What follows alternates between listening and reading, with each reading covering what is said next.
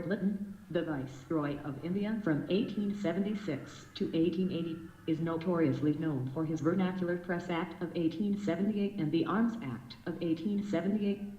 He also undertook some reforms in administration, such as he introduced uniform salt tax throughout British India. Thames Statement 1 is correct. He also abolished many import duties and supported the free trade policy. This had seriously affected the Indian economic interest. The system of decentralization of finance that had begun in the time of Lord Mayo was continued during the time of Lord Lytton. The provincial governments were empowered with some control over the expenditure of all provincial matters like land revenue, excise, stamps, law and justice. Lytton wanted to encourage the provinces in collecting the revenue and thereby strengthen the financial power and position of the provinces.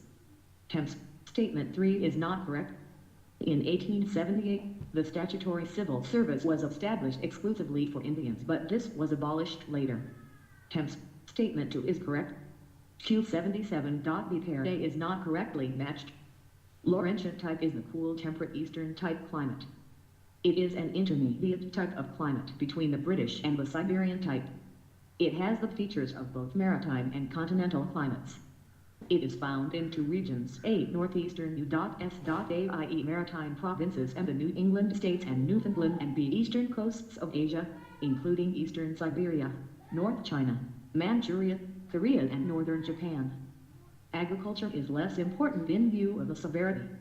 21 www.visionis.in copyright Vision IACE of the winter and its long duration. Lumbering and its associated time, paper and pulp industries are the most important economic undertaking. Pair B is correctly matched. Siberian type climate is the cool temperate continental type climate. It is experienced only in the northern hemisphere, where the continents within high latitudes have a broad east-west spread. On the polewards, it merges into the Arctic tundra of Canada and Eurasia. Southwards, the climate becomes less severe and fades into the temperate steppe climate. There is little agriculture, as few crops can survive in the sub-Arctic climate of these northerly lands. Many of the Samoyeds and Yakuts of Siberia and some Canadians are engaged in hunting, trapping and fishing. Trapping, many of the fur-bearing animals inhabit the northerly lands of Canada and Eurasia. Whenever the cold is keenest, the quality and thickness of the fur also increases. The furs fetch high prices in sophisticated cities like New York, London, Paris, Rome and Zurich. Pair C is correctly matched.